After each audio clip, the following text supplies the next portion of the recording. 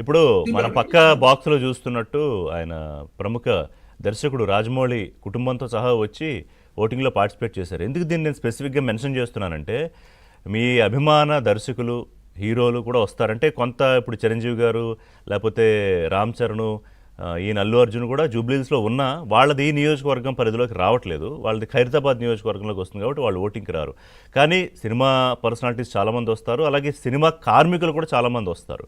So ముఖ్యంగా వాళ్ళనన్నా ఆదర్శంగా తీసుకుని, వాళ్ళకి చాలా పనులు ఉంటాయి కదా, మనమే చాలా బిజీ అనుకుంటే వందలు వేల కోట్లతో సినిమాలు చేసేవాళ్ళు వాళ్ళకి ఇంకా చాలా పనులు ఉంటాయి. అయినా వాళ్ళు పొద్దున్నే వచ్చి బాధ్యతగా, ఇప్పుడు స్క్రీన్లో మనం రాజమౌళి వారి అబ్బాయి కార్తికేయ వాళ్ళని చూస్తున్నాం. సో వాళ్ళు వచ్చి ఓటింగ్ పార్టిసిపేట్ చేస్తున్నారు కదా. సో దయచేసి ఓటర్లకు విజ్ఞప్తి ఏంటంటే, ఏబిఎన్ తరపు నుంచి you please come out and be participate in voting. ఇప్పుడు బస్తీల్లో ఉన్న వాళ్ళు వీళ్ళందరూ పాపం వస్తారు, ఎందుకంటే వాళ్ళకి ఓటు అంటే చాలా ముఖ్యం, వాళ్ళ ప్రాణంతో సమానంగా చూసుకుంటారు. కానీ మిగతా ఇలైట్ సెక్షన్స్ లేకపోతే కాస్త సొఫిస్టికేటెడ్ సెక్షన్సే సర్లే ఇప్పుడు మనం వేస్తే ఏంటి దయచేసి అది వదిలేయండి. ఆ నిర్లిప్తత వదిలేసి show your vote power. Correct ఋషి గారు. గతంలో ఇప్పుడు కొంత పేదవాళ్ళలో ఈ ఓట్ల దినాన్ని పండుగ దినంగా చూస్తారు. అవును. కొంత అప్పర్ అంటే కొంత ఎలైట్ సెక్షన్స్ లో